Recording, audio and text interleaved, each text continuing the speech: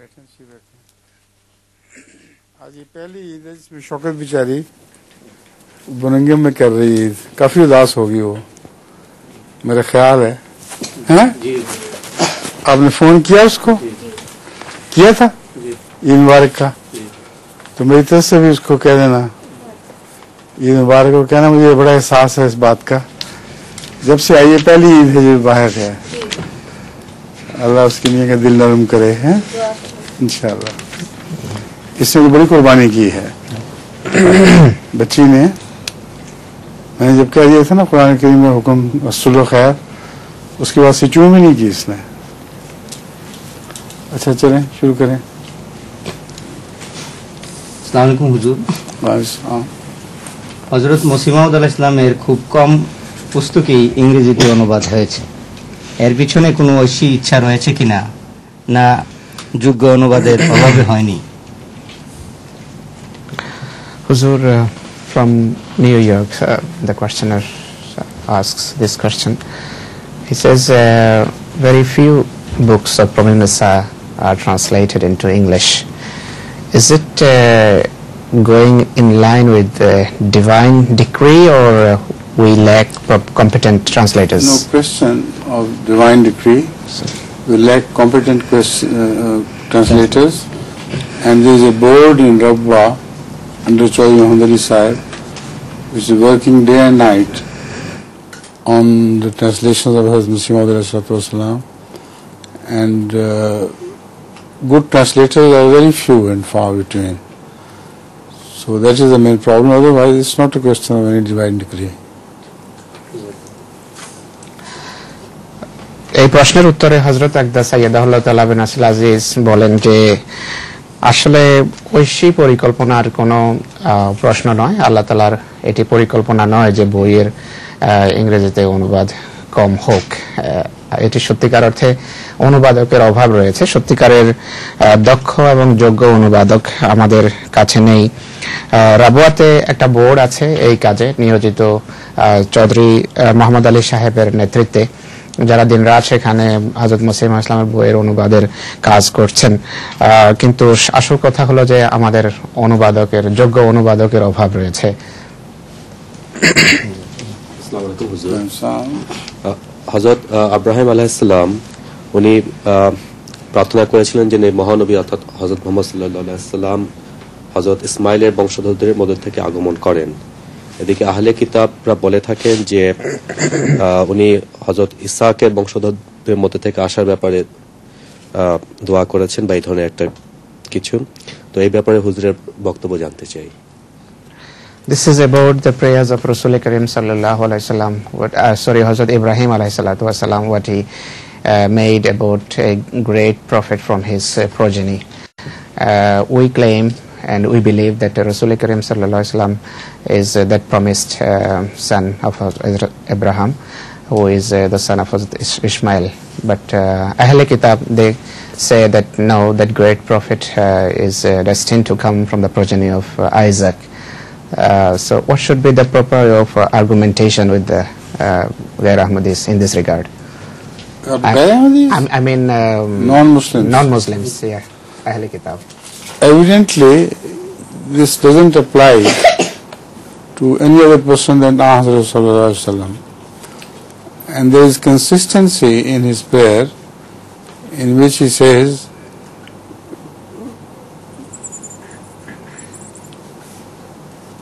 يَبَّسُ فِيهِمْ رَسُولًا مِّنْهُمْ يَتْلُو عَلَيْهِمْ آيَاتِهِ وَيُزَكِّيهِمْ. It doesn't say that.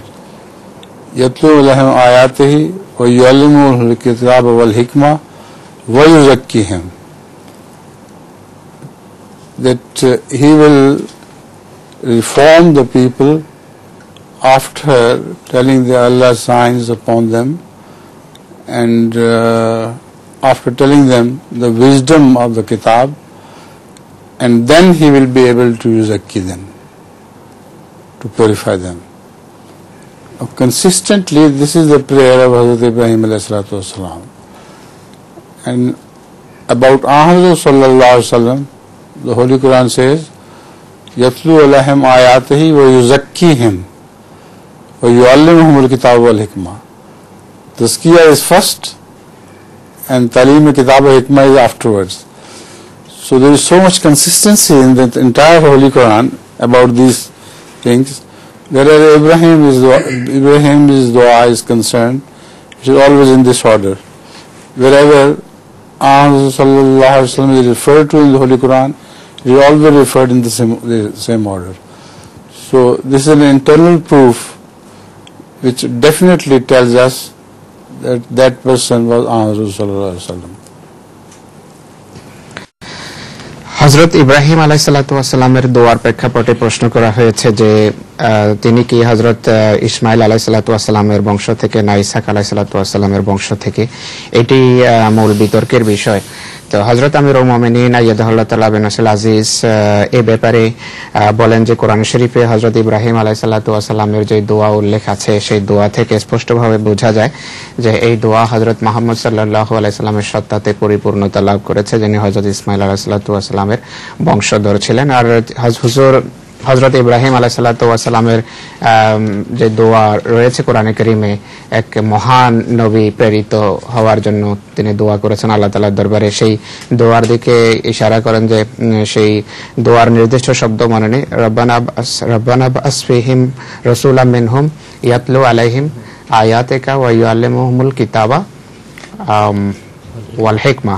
About the prayer of Hazrat Ibrahim alayhi salatu wasalam, it says Yuzakkihim in the end, Yu'allimul Kitab before.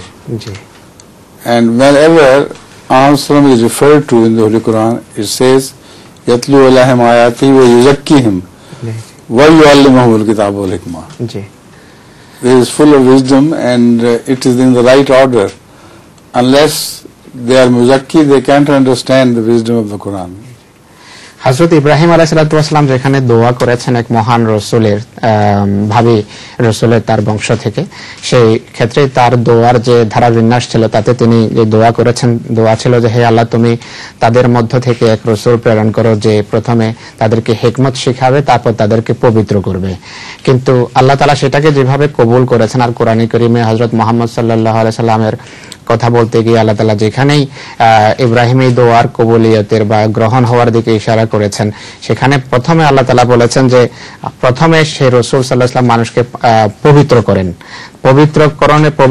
পবিত্র করার পর তারপর প্রজ্ঞা এবং হিকমত এবং অন্যান্য বিষয় আসে যা তিনি শিখিয়েছেন। তো এটি হুজুর বলছেন যে অসাধারণ একটি কোরআনে কারীমের শিক্ষার ভিতর যে অসাধারণ একটা বিন্যাস রয়েছে এবং ধারাবাহিকতা রয়েছে তার দিকে ইশারা। ইব্রাহিম আলাইহিস সালাম দোয়া একভাবে করেছেন, আল্লাহ তাআলা সেটিকে কবুল করেছেন। কবুলিয়তের ক্ষেত্রে প্রথমে পবিত্রতার কথা এসেছে যে পবিত্র হলেই হিকমত এবং প্রজ্ঞার দিকগুলো শেখা যায়, না হয় নয়। ইসলামের মৃতদেহ না জ্বালানোর পিছনে হিকমত কি? Huzur, what is the wisdom behind that the Islam does not allow the cremation of the dead body? Instead, we go to bury the dead bodies. This wisdom is, first of all, in cremation, they burn the dead body, and which is a sort of Jahannam. So Allah Ta'ala does not permit you to burn even the dead body because it reminds you of Jahannam. So right from the beginning, from the time of Hazrat Adam, this sunnah of Anbiya was established that they buried their dead. You know, one of the sons of Hazrat Adam alayhi salatu wasalam, when he killed his brother, and later on he was thinking of leaving him alone on the ground, when a crow was digging the earth, so this reminded him that this is how I should have dug the grave of my son, my brother. So he ultimately did it. From that on up to now, all prophets of Allah have been burying their dead. None of them have been, cremating the bodies. So this is Sunnatullah and Sunnatul Anbiya. এই প্রশ্নের উত্তরে হযরত the Christians do this. Not nowadays, but I mean from the teachings of Jesus Christ, ever since his demise, they have been pursuing this sunnah of burying their dead. হযরত আকদাস সাইয়্যিদুল্লাহ তাআলা মৃতদেহ কেন জ্বালানোর অনুমতি নেই ইসলামে, কেন কবরস্থ করা হয়, এর পিছনে প্রজ্ঞা কি, হিকমত কি, এই প্রসঙ্গে হুজুর বলেন যে আসলে মৃতদেহকে যখন জ্বালানো হয় সেটি এক ধরনের জাহান্নামের শাস্তির কথা মানুষকে স্মরণ করায় এবং জাহান্নামী দৃশ্যের এতে অবতারণা হয় যে মৃতদেহ যেন জাহান্নামে নিক্ষিপ্ত হলো, তাই আল্লাহ তাআলা এর অনুমতি দেন না। হুজুর বলছেন যে সৃষ্টির আদি থেকে যখন হযরত আদম আলাইহিস সালাতু ওয়াস সালামের দুই ছেলের একজন তার ভাইকে হত্যা করলো, আর হত্যা করার পর সে তার ভাইয়ের মৃতদেহ ফেলে চলে যাচ্ছিল, তখন সে দেখেছে যে এক কাক অন্য কাকের যে মৃতদেহ সেটিকে মাটির নিচে চাপা দিচ্ছে বা কবরস্থ করছে। এই অবস্থা দেখে তার অনুশোচনা জাগলো এবং বলল যে হায়, আমি তো এই পাখিটির মতো হতে পারলাম না। তখন সে এসে নিজের ভাইকে কবরস্থ করলো। তো হুজুর বলছেন যে এই রীতি তখন থেকে আজ পর্যন্ত চলে আসছে এবং সব নবী একই সুন্নতের বা একই পদ্ধতির অনুসরণ করেছেন। সকল নবীর যুগে মৃতদেহকে এভাবে কবরস্থ করা হয়েছে এবং এই প্রক্রিয়া আজ পর্যন্ত চলে আসছে। কোন নবী কোন সময় কখনো ইতিহাসের কোন অংশে কোন মৃতদেহকে জ্বালাননি এবং জ্বালানোর অনুমতি দেননি। তো এটি আল্লাহ তাআলা এবং নবীদের রীতি এবং নবীদের এটি সুন্নত। তো আজকের খ্রিস্টানেরও তাই করে। হুজুর বলছেন যে আজকের পুরোপুরি তারা এটিকে অনুসরণ করে না, কিন্তু হযরত ঈসা আলাইহিস সালামের যুগ থেকে প্রাথমিক যুগের খ্রিস্টানেরা সবসময় মৃতদেহকে কবরস্থ করত। আসসালামু আলাইকুম হুজুর। হুজুর, জাকুম বৃক্ষের মানে কি? Huzur, from Chittagong we have received his question. What is the meaning of Zakum tree? The Holy Quran mentions about Zakum. Yes, please. This is a metaphorical reference, in fact. There is no such thing as Zakum which will be given to the people of hell to eat. Zakum is in fact a tree which is it has a history of apparently being delicious in fruit. So I have seen that Zakum tree myself in Spain, and it's amazingly beautiful to look at and delicious in taste, but after that it burns your intestines. And it has a very bad reaction on whoever eats it. So this is how the people who commit sins, they are fascinated by the face of the sin and they enjoy it apparently as being delicious, but ultimately it's destructive for them and it eats up its intestines. So this is the meaning of Zakum. হযরত আমিরুল মুমিনিন আইয়াদাহুল্লাহ তাআলা বিন আসল আজিজ জাকুম কি বা এই বৃক্ষটি কি তার সম্পর্কে প্রশ্ন করা হলে হুজুর বলেন যে এটি একটি কোরআনে কারীমের রূপক একটা ভাব, কোরআনে কারীমের একটা রূপক ভাষা যা ব্যবহার করা হয়েছে জাহান্নামী বা দোজখীদের প্রেক্ষাপটে। এমন কোন বৃক্ষ নেই জাহান্নামে যা আক্ষরিক অর্থে বা ভৌত অর্থে জাহান্নামীদেরকে দেয়া হবে খাওয়ার জন্য বা সেটিকে উপভোগ করার জন্য। হুজুর বলছেন যে এই ইহজগতে এক ধরনের বৃক্ষ আছে বা গাছ আছে যেটিকে জাকুম বৃক্ষ বলা হয়, যে বৃক্ষ আপাত দৃষ্টিতে সুন্দর এবং তার ফলও সুস্বাদু প্রাথমিক অবস্থায় খেতে। হুজুর বলছেন যে আমি নিজে স্পেনে এই গাছ দেখেছি, আর দেখতে সুন্দরও এবং এর ফলও সুস্বাদু, কিন্তু এই ফল খাওয়ার কিছুক্ষণ পরে পেট পীড়া বা পেটের জ্বালা আরম্ভ হয়, আর এবং এর প্রতিক্রিয়া বা এটি যে প্রভাব ফেলে যায় পিছনে তা অত্যন্ত ক্ষতিকর মানুষের শরীরের জন্য। অনুরূপভাবে হুজুর বলছেন যারা পাপ করে তারা পাপকে বড় আকর্ষণীয় বিষয় মনে করে, পাপকে তারা বড় সুন্দর দেখে, আকর্ষণীয় দেখে এবং সেই কারণে তারা পাপ করে, আর কিন্তু সেই পাপের ফলাফল এই বৃক্ষের মতো পরবর্তীতে অত্যন্ত ক্ষতিকর এবং ধ্বংসাত্মক হয়ে থাকে। তো হুজুর বলছেন এটি কোরআনের রূপক একটি ভাষা যা ব্যবহার করা হয়েছে জাহান্নামীদের জন্য। Where's your father? वो नहीं आ सके इसलिए उनको छुट्टी नहीं मिली, उनको काम से छुट्टी नहीं मिली। काम से छुट्टी नहीं मिली थी? जी। अच्छा, चलिए बताएं आप। सलाम हुजूर। हुजूर क्रिसमस और कल्चर की संपर्क? Huzur, it is about Christmas tree. Is there any historical or religious background of this tree nowadays? None whatsoever. There is a pagan habit of prior to the Christ to celebrate Christmas days before even Christ was born. So this is a pagan institution of Christmas which has been copied by the Christians. It has nothing to do with Jesus' birth. He was not born on Christmas Day. He was born in August or early September, perhaps August or September. So Christmas had nothing to do with the birth of Jesus Christ. And these trees, they're just show business which has nothing to do with any religious ceremony. Just for the sake of show and attracting people, they do it. Christmas যে উদযাপিত হয় বা হতে যাচ্ছে কিছুদিন পরে সেই ক্রিসমাসের সাথে সম্পর্কযুক্ত একটা বৃক্ষ যেটাকে ক্রিসমাস বৃক্ষ নামে এখানে ব্যবহার করা হয় নাম সেই বৃক্ষের, এর কোনো পটভূমি আছে কিনা গ্রহণযোগ্য? হুজুর বলছেন যে মোটেই নয়, এটি ভিত্তিহীন একটি কথা, অর্থহীন, এর কোনো ধর্মীয় পটভূমি নেই। আসলে খ্রিস্টান ধর্মের পূর্বে যে পেগান ধর্ম ছিল বা পেগান রীতিনীতি ছিল, সেই রীতিনীতি থেকে তারা এই অভ্যাসকে অনুসরণ করেছে, অনুকরণ করেছে এবং তারা একটা দিন উদযাপিত করছে ক্রিসমাস দিবস হিসাবে।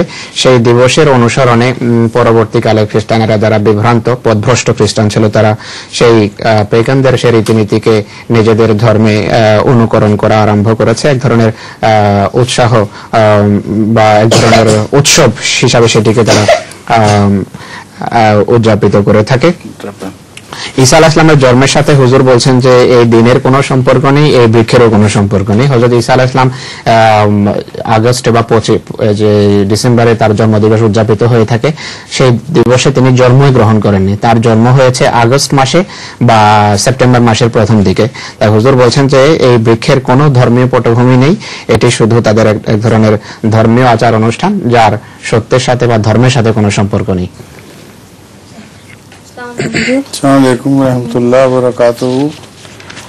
আমার প্রশ্ন হলো, সাওয়ালের রোজা যদি কেউ রাখতে চায় তা কি প্রথম দিন থেকে রাখতে হবে না সাওয়ালের যে কোনো 6 দিন রাখলেই হবে?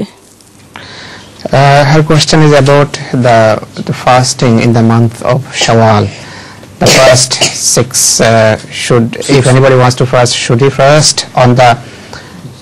fast on the first 6 days of Shawwal or any time in the month of Shawwal? No, first 6 days of Shawwal. That is the sunnah. হুজুর বলছেন যে সুন্নাত হলো শাওয়াল মাসের প্রথম 6 দিনে এই রোজা রাখতে হয়, অন্য পরে না। See, this is a substitute of wasiyat. In wasiyat, you dedicate 1/10 of your property, etc. So in Ramadan there are 30 days, add to this 366 more. So according to Islamic year, calendar year, it is 1/10 of the whole calendar year. So in these instructions of Rasulullah sallam is very great wisdom. প্রথম কথা হলো যে এটি শাওয়ালের প্রথম 6 দিনে রোজা রাখতে হয়। দ্বিতীয়ত হুজুর বলছেন যে এই যে শাওয়ালের রোজা, এটিকে যখন আপনি রমজান মাসে 30 রোজার সাথে যোগ করেন তখন 36টা রোজা দাঁড়ায়। তো এটি ওসিয়তের একটা বিকল্প। ওসিয়তে যেভাবে 10 ভাগের 1 ভাগ মানুষ তার সম্পত্তির আল্লাহ তাআলার পথে দিয়ে থাকে আল্লাহ সন্তুষ্টির জন্য, অনুরূপভাবে 36 দিনের রোজা যখন হয়, হুজুর বলছেন যে সেটি তার 10 ভাগের 1 ভাগ বছরের 10 ভাগের 1 ভাগ যেন সে রোজা রাখলো। You have a question?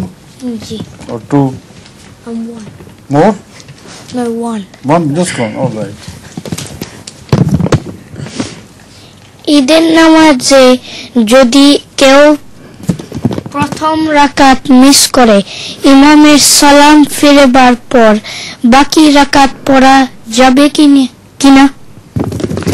If about Eid prayers, Huzur, if any of the muqtadin misses his first rakat of namaz and Imam says salam, after that should he complete his second rakat?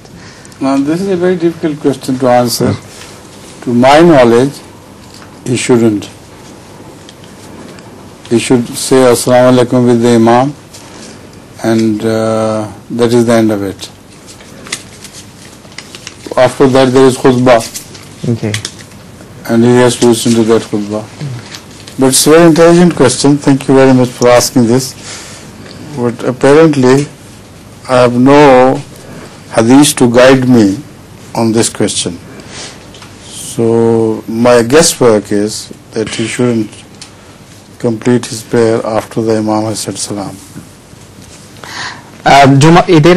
ঈদের নামাজে ইমাম যদি এক রাকাত নামাজ পড়িয়ে ফেলেন, কোন ব্যক্তি দ্বিতীয় রাকাতে এসে ইমামের সাথে নামাজে যোগ দেন, তারপর ইমাম সাহেব যখন সালাম ফেরান তখন কি সেই মুক্তাদি দাঁড়িয়ে তার প্রথম রাকাত মিলিয়ে 2 রাকাত পুরা করবেন কিনা? হযরত আকদাস বলছেন যে এটি একটি কঠিন প্রশ্ন।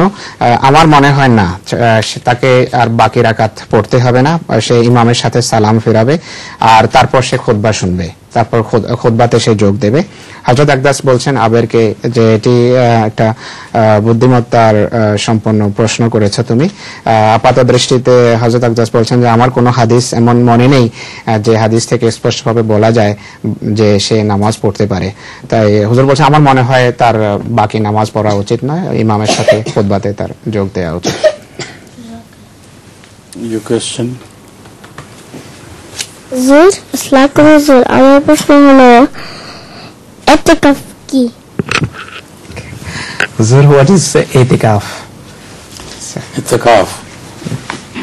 Itikaf is mentioned in the Holy Quran and is supported by the Sunnah of Muhammad sallallahu alaihi wasallam that during the Ramadan last 10 days people go and sit in the mosque and they make their prayers there in search of Laylatul Qadr, which is supposed to be, not supposed, but actually it was also said that Laylatul Qadr is on the odd days of the last 10 days. So people sit down on it in itikaf during the last 10 days of Ramadan, and on every odd day they specially rise to pray so that they may see the Laylatul Qadr, the night of Qadr. Have you heard of Laylatul Qadr? Yes, that's right. So this year, according to the consensus of most of the mutakifin, Laylatul Qadr was seen on 27th of Ramadan, and it changes. Sometimes it is 21st, sometimes 29th, and it varies in between. Right? ইতিকাফ কি, এই প্রশ্ন হযরত আকদাসের সামনে নূর রেখেছে। হযরত আকদাস বলেন যে ইতিকাফের কথা কোরআন শরীফে উল্লেখ আছে আর হযরত রাসূল করিম সাল্লাল্লাহু আলাইহি ওয়াসাল্লামের সুন্নতে তার সমর্থন পাওয়া যায়। হুজুর সাল্লাল্লাহু আলাইহি ওয়াসাল্লাম তার জীবনে ইতিকাফ করেছেন, বারবার করেছেন। রমজানের শেষ 10 দিনে মানুষ ঘর থেকে মসজিদে চলে আসে এবং বাকি 10 দিন রমজানের মসজিদে কাটায় এবং লাইলাতুল কদরের সন্ধানে তারা ইবাদতে নিজেদের বাকি রাত্রি যাপন করে থাকে। আর রাসূল করিম সাল্লাল্লাহু আলাইহি ওয়াসাল্লাম লাইলাতুল কদর সম্পর্কে বলেছেন যে এই লাইলাতুল কদর রমজানের শেষ 10 দিনের কোন এক রাতে, বরং বেজোড় রাতে লাইলাতুল কদরের সন্ধান করতে এবং বেজোড় রাতে লাইলাতুল কদর হয়ে থাকে। হুজুর বলছেন যে মানুষও রমজানের এই ধরনের বেজোড় রাতগুলোতে অসাধারণভাবে নিজেদের ঘুমকে তারা বাদ দিয়ে রাত্রি জাগে এবং রাত জাগে এবং লাইলাতুল কদরের সন্ধান করে। হুজুর বলছেন, নূরকে জিজ্ঞেস করেছেন যে তুমি লাইলাতুল কদরের কথা শুনেছো কিনা। তার উত্তর ছিল জি হুজুর, আমি শুনেছি। আর এবছর সম্পর্কে হযরত আকদাস বলেন যে এবছর লাইলাতুল কদর সম্পর্কে অধিকাংশ মানুষের যে ব্যাপারে মতৈক্য রয়েছে, যে তারিখের ব্যাপারে, সেটি হলো 27শে Ramzan.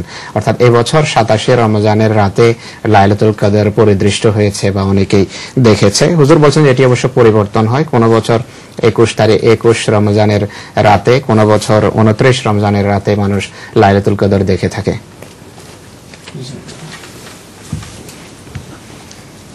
Every odd night, starting from 21, 21st, 23rd, 25th, 27th, up to end 929. হযরত আকদাস বলছেন যে প্রত্যেক বেজোড় রাতে সম্ভাবনা থাকে লাইলাতুল কদর হওয়ার। 21 রাত বা 23 রাত বা 25 রাত বা 27 রমজানের রাত বা 29 রমজানের রাতের যে কোনো রাতের একটি লাইলাতুল কদরের রাত হতে পারে।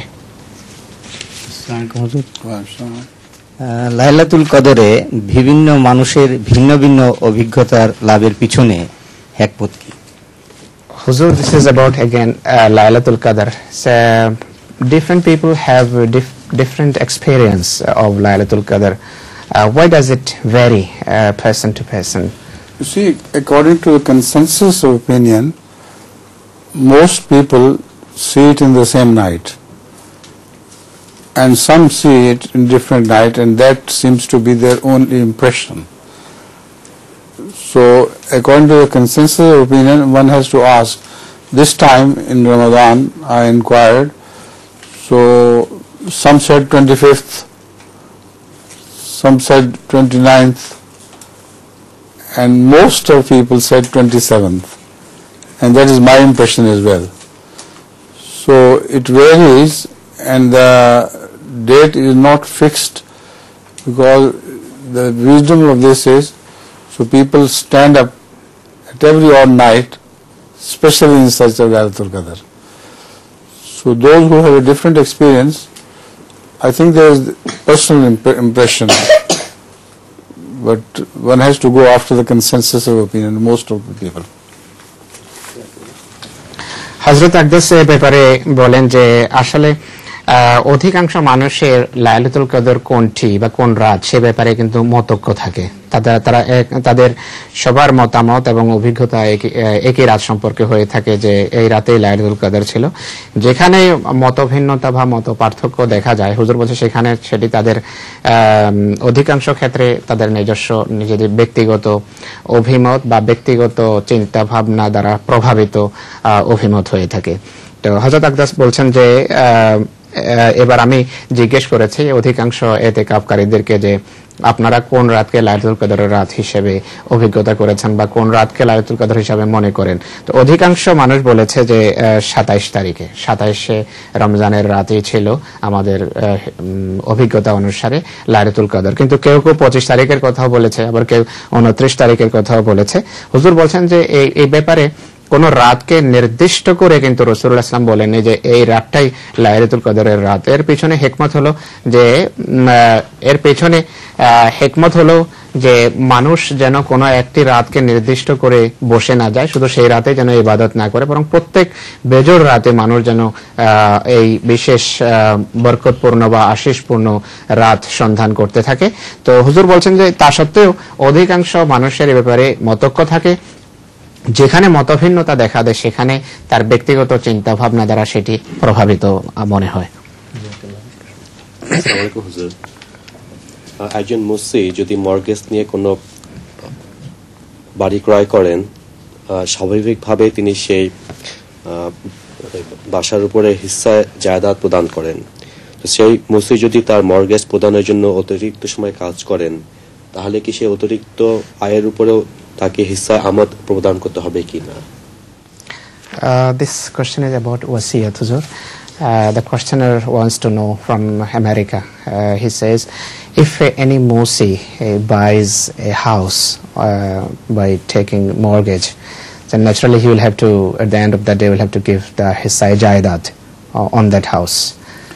on that house after the mortgage is completed. Yeah. Ji. Not before. Ji. Another portion of the same question.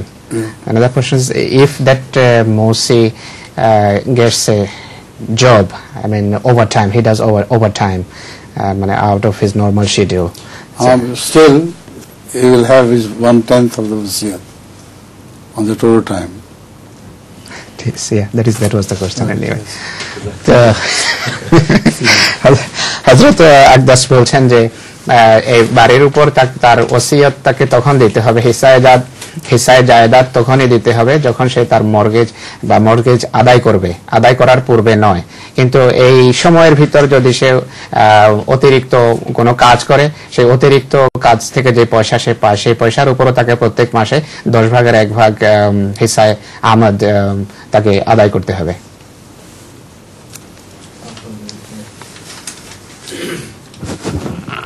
আসসালামু আলাইকুম হুজুর।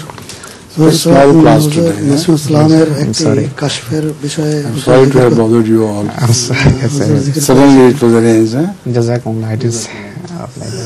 হুজুর জিকির করেছিলেন মাসুম ইসলামের একটি কাশফের বিষয়ে যে কবরে একজন লোক শুয়ে আছে, কবরের কাছে একজন লোক বসে আছে, তো ওনাকে মাসুম ইসলাম জিজ্ঞেস করছেন ও দোয়া করছেন ও উনি আমিন বলতে যাচ্ছেন। সেই সময় উনি বললেন যে আমার বয়স 95 ইয়ার্স হোক, তখন উনি আমিন করলেন না। তারপরে পরে আবার অনেক কষ্ট পরে আবার আমিন করলেন। এতে কি বোঝা যায় কি মাসুম ইসলামের যদি বয়স 95 না হলো ওনার কোনো খলিফার বয়স 95 হবে কি? This is a vision, or one of their might be a vision of promised Messiah. Huzur mentioned in his Friday sermon that once he saw that Huzur was praying beside a grave to Allah about his age and praying continuously to Allah that give me an age of 95 years. Not continuously, among other prayers. Among other prayers, sir. So the mate of the grave was not saying Amin with his prayers. So Hazrat Masih Islam then asked him, why don't you say Amin when I pray to Allah?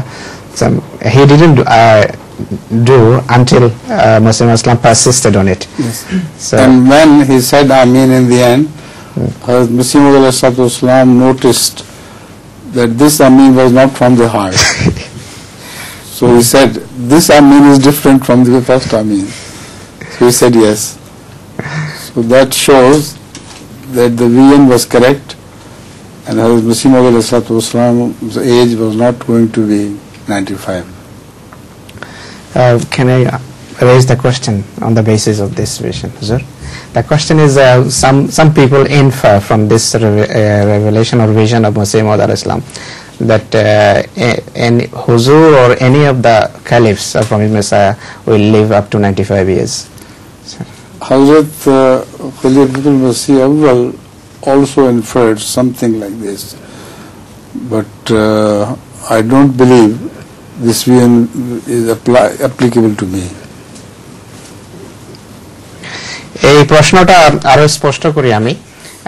প্রশ্নটা ছিল যে হযরত মসিহ মাউদ আলাইহিস সালাতু ওয়াস সালামের একটা দিব্য দর্শন হুজুর খুতবাতে উল্লেখ করেছেন যে হযরত মসিহ মাউদ ইসলামের কবরের পাশে বসে দোয়া করছিলেন আল্লাহ তাআলার দরবারে। অন্যান্য দোয়ার সাথে এই দোয়াও তিনি আল্লাহর দরবারে করছিলেন যে হে আল্লাহ আমাকে 95 বছর বয়স দাও। হুজুর অত্যন্ত আন্তরিকতার সাথে দোয়া করছিলেন বিগলিত চিত্তে, কিন্তু কবরে যে ব্যক্তি ছিলেন, যার কবর ছিল, সেই ব্যক্তি দিব্য দর্শনে জীবিত অবস্থাতে ছিলেন। তিনি মসিহ ইসলামের দোয়ার সাথে সাথে আমিন বলছেন না। তখন হযরত মসিহ ইসলাম বলছেন যে আপনি আমিন বলেন না কেন? তো হযরত মসিহ ইসলাম বারবার বলার পর শেষে তিনি একবার আমিন বলেছেন, কিন্তু অনিচ্ছায়। তখনও তার আমিন বলার কোনো ইচ্ছা ছিল না। তো হুজুর আকদাস আইয়াদাল্লাহ বলেন যে এটি থেকে বোঝা যায় যে হযরত মসিহ ইসলামের বয়স 95 বছর হওয়ার ছিল না, আর সত্যিকার অর্থে হয়নি। হুজুর তার অনেক পূর্বেই মৃত্যুবরণ করেছেন। কিন্তু এই দিব্য দর্শনের ভিত্তিতে যে প্রশ্ন রাখা হয়েছে সেই প্রশ্নটি ছিল যে অনেকে মনে করেন যে হযরত আকদাস খলিফাতুল মসিহ রাবে আইয়াদাহুল্লাহ তাআলা বা হযরত মসিহ ইসলামের কোন খলিফা 95 বছর জীবিত থাকবেন। হুজুর বলছেন যে এই প্রশ্নের উত্তরে হুজুর বলেন যে হযরত খলিফাতুল মসিহ আউয়াল রাদিয়াল্লাহু আনহু এই ধরনেরই একটা অর্থ করেছিলেন, কিন্তু আমি মনে করি যে আমার ক্ষেত্রে এটি ঠিক নয়, এই অর্থ করা এটি আমার ক্ষেত্রে প্রযোজ্য হবে না। Right. Finished? জিন এবং ইনসান ভিন্ন ভিন্ন জাতি, এই ব্যাপারে কোরআন কারীমে কোনো পরিষ্কার আয়াত আছে কিনা? From Chittagong, again, Mansoor Sahab wants to know, Huzur, is there any clear mention in the Holy Quran that jinn and human being are different creation, not the same? Yes. Very clearly, the Holy Quran speaks about the jinn and says that jinn was created from the blast of fires before man's creation began. So this is a great proof of the truth of the Holy Quran, because Ahmad sallallahu alaihi wasallam could not have imagined that some fire bacteria were also jinn. They are created out of blasts of fire from the heaven before the creation of man began. And this is exactly the modern scientists have proved, that some bacteria are called pyrobacteria. And about their being jinn, there is a sunnah or hadith of Ahmad which positively says that don't clean yourself after going to toilet with bones, because this is the food of jinnat. So you know bacteria are on the bones of the dead animals. So these two things prove together that those jinns which were referred to in the Holy Quran, some of those were actually the bacteria created with the direct blasts of fire. But that doesn't mean that this is all the truth about the jinn. There are certain jinns definitely, and this is proved by authentic narration of certain people whom you know that they are absolutely truthful. That is something like jinn does exist. Once Hazrat Mirza Bashir Ahmad Sahib told me himself that he was retired to his dalan, it is called dalan, kacha dalan, and his family was away somewhere. So he put out the light and went to bed after shutting the door. After a while, he saw that somebody is exerting very strong pressure on his legs, so strong that he woke up with that pressure. And it was very definitely somebody who was doing this. So Hazrat Mirza Bashir Ahmad Sahib, as he was his custom, addressed him and said, "Look here, whoever you are, if you are sent by Allah, and do whatever you want. You have no objection. I'm ready. If you are not sent by Allah, then go away. I don't care for you." And the pressure was released and the thing disappeared. Hazrat Mirza Bashir Ahmad Sahib got up and put the light on and see the door which was bolted from within, and there was no sign of anybody having entered who had created that pressure upon his legs. And he shut the lights again and went to his bed And this is what he himself reported to me, which shows positively that there is some makhluk like jinn, other than the jinns which I have referred to, which exists. I have also some experience of some jinns myself. জিন সম্পর্কে প্রশ্ন করা হয়েছে যে মানুষ থেকে পৃথক কোনো এমন সৃষ্টি আছে কিনা যাদেরকে জিন বলা যায়, কোরআনে এই ধরনের পরিষ্কার কোনো ইশারা বা ইঙ্গিত আছে কিনা।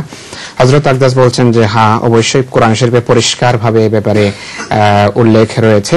কোরআনে কারীম জিন সম্পর্কে বলে যে জিনকে আগুনের স্ফুলিঙ্গ থেকে আল্লাহ তাআলা সৃষ্টি করেছেন এবং মানব সৃষ্টির অনেক পূর্বে জিনকে আগুনের স্ফুলিঙ্গ থেকে সৃষ্টি করা হয়েছে এবং এটি কোরআনে কারীমের যে সত্য কিতাব, কোরআনে কারীম যে সত্য বই, তার অসাধারণ একটি প্রমাণ। এবং রাসূল করিম সাল্লাল্লাহু আলাইহি সাল্লাম বিজ্ঞানের এই আবিষ্কারের পূর্বে কখনো ভাবতেও পারতেন না এই ধরনের কোনো কথা বলার, এবং এটি প্রমাণ করে যে এই কিতাব নিঃসন্দেহে আল্লাহ তাআলার পক্ষ থেকে। হুজুর বলছেন যে এক ধরনের ব্যাকটেরিয়া রয়েছে যা সম্পর্কে বিজ্ঞানীরা পাইরো ব্যাকটেরিয়া বলেন, যে আগুন থেকে এই ব্যাকটেরিয়ার জন্ম হয়েছে, আগুনের স্ফুলিঙ্গ থেকে এই ব্যাকটেরিয়ার জন্ম হয়েছে, যা আজকের বিজ্ঞান বলে থাকে।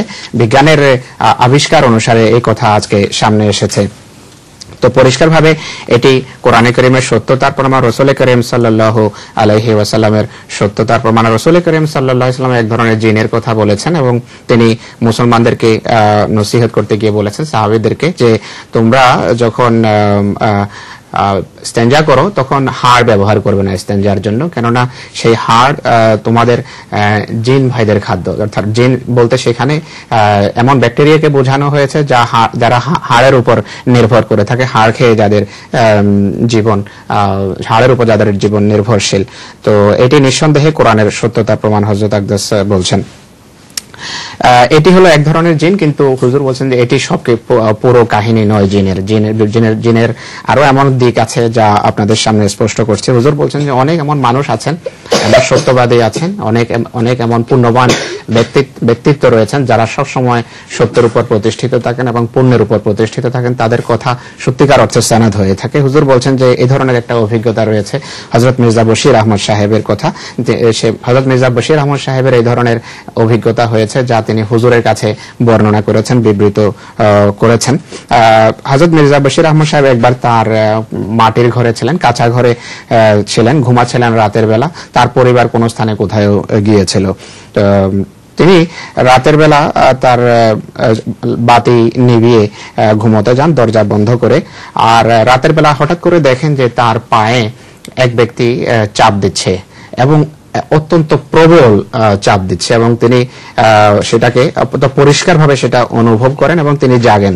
জেগে দেখেন যে এক ব্যক্তি তার পা দাবাচ্ছে এবং অত্যন্ত জোরালো ভাবে তার পায়ের উপর চাপ দিচ্ছে। হযরত মির্জা বশির আহমদ রাদিয়াল্লাহু আনহু তখন বলেন যে দেখো, তুমি যেই হও, যদি তোমাকে আল্লাহ তাআলা পাঠিয়ে থাকেন তাহলে তুমি যা করছো করে যাও, আমি তার জন্য প্রস্তুত রয়েছি। কিন্তু যদি আল্লাহর পক্ষ থেকে না হয় তাহলে এখান থেকে এখনই চলে যাও, এখনই বেরিয়ে যাও।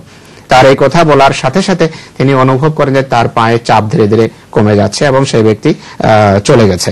হযরত মির্জা বশির আহমদ সাহেব তারপর ওঠেন, বাতি জ্বালান এবং তিনি দেখেন তার ঘরের দরজাও ভিতর থেকে পুরোপুরি বন্ধ, দরজা খোলা নয়।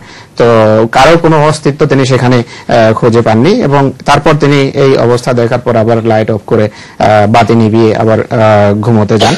তো হুজুর বলছেন যে এটি থেকে বোঝা যায় যে রাসূল করিম সাল্লাল্লাহু আলাইহি ওয়াসাল্লাম যে ধরনের জিনের কথা বলেছেন বা বিজ্ঞানীরা যে ধরনের জিনের অস্তিত্বের কথা বলে, সে তাছাড়াও এক ধরনের জিনের অস্তিত্ব আছে যা এই ধরনের বুজুর্গ ব্যক্তিত্বরা অভিজ্ঞতা করেছেন, দেখেছেন নিজেদের জীবনে। হযরত আকদাস বলেন যে আমারও সেই ধরনের একটা অভিজ্ঞতা আছে।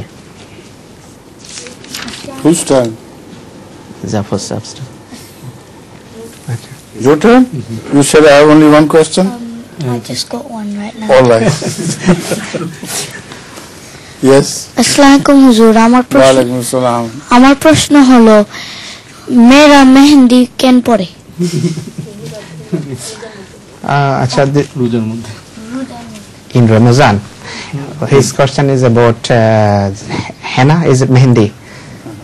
Is it called henna, huzur, in English? Yes. So why the girls put on henna in the month of Ramadan especially? It's not forbidden. To eat something is forbidden, not Ramadan, Eid. but to apply is not forbidden at all. হুজুর বলছেন যে রমজানে যে মেহেন্দি ব্যবহার করা বা মেহেন্দি লাগানো এটা নিষিদ্ধ নয়, শুধু রমজান মাসে কিছু খাওয়া নিষেধ, কিন্তু লাগালে কোনো অসুবিধা নেই। His question is why put this hand? এটা হুজুর বলছেন যে it's clear, it's okay. Yes. আপনার প্রশ্ন। আসসালামু আলাইকুম হুজুর। এশার নামাজের পর অনেকে বেতের পরে নেয় 3 রাকাত, তারপর অনেকে বলে যে তাহাজ্জুদের পরও বেতের পড়তে হয়। তো দেখা যাচ্ছে যে তাহাজ্জুদের পরে যদি আবার 3 রাকাত পড়ে তাহলে এটা জোর হয়ে যাচ্ছে, 3 রাকাত এবং 3 রাকাত 6 রাকাত। অনেকে বলে না আবার 1 রাকাত পরে নিতে হবে। তো এই ব্যাপারে হুজুর কাছ থেকে আমরা একটু পরিষ্কার ক্লিয়ার শুনতে চাই, নিয়মটা কি? This is about witr prayer, Huzur. Some people, they say they are witr prayer straight away after Isha namaz, and some do not. So those who pray after Isha and they get up again for tahajjud at night, will they have to pray Salat al-Witr again after They tahajjud? should say prayer Salat al-Witr after Isha. If they mean to get up for tahajjud, they shouldn't say their witr after Isha at all. There is only one witr.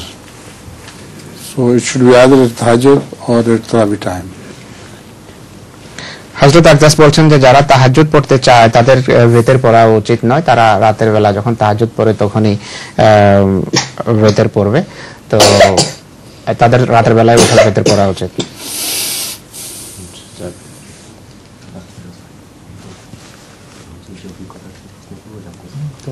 করেন। আসসালামু আলাইকুম হুজুর। হুজুর, আপনি এইমাত্র জিন বিষয়ে আপনার নিজের অভিজ্ঞতা আছে আপনি বলেছেন, তো হুজুর আমরা এই বিষয়ে কিছু শুনতে চাই।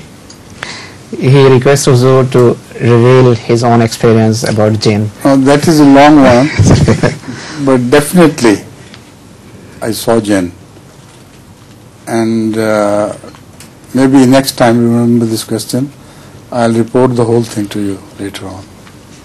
হযরত আকদাস বলছেন যে তার নিজের যে অভিজ্ঞতা জিন সম্পর্কে রয়েছে সেটি নিঃসন্দেহে হুজুর নিজে দেখেছেন, কিন্তু দীর্ঘ সময়ের দাবি রাখে। সেই প্রশ্ন এই বিষয়ে কিছু বলতে গেলে দীর্ঘ সময় লাগবে, তাই আমি পরের অধিবেশনে আমাকে আপনারা স্মরণ করাবেন, আমি ইনশাআল্লাহ এই ব্যাপারে বলবো। No question? কেন লাগায় সাদাকের সময়? কেন লাগায় What does it say? He says why, what is the reason the girls use mehendi henna on the 27th of Ramadan? That's wrong. There is absolutely no tradition speaking of you using henna on the 27th of Ramadan or any date of Ramadan. Not even the remotest reference is made. So it is a false custom, which is not true. হুজুর এই ব্যাপারে বলছেন যে এটি ভুল একটা প্রথা চলে আসছে। এই ধরনের কোনো কথা কোথাও কোনো হাদিসে কোনো রওয়ায়েতে নেই। এই তারিখে বা অন্য কোনো তারিখে মেহেন্দি লাগাতে হবে এই ধরনের কোনো কথা কোনো জায়গায় নেই। এটা একটা ভুল প্রথা চলে আসছে মানুষের ভিতর। Lime it highly. No, its time is over.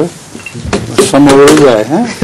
So I thought there will be 2 or 3 turns, but first of all, your choice, and then your choice. Get up then. Mishti, huh? And one for your mother.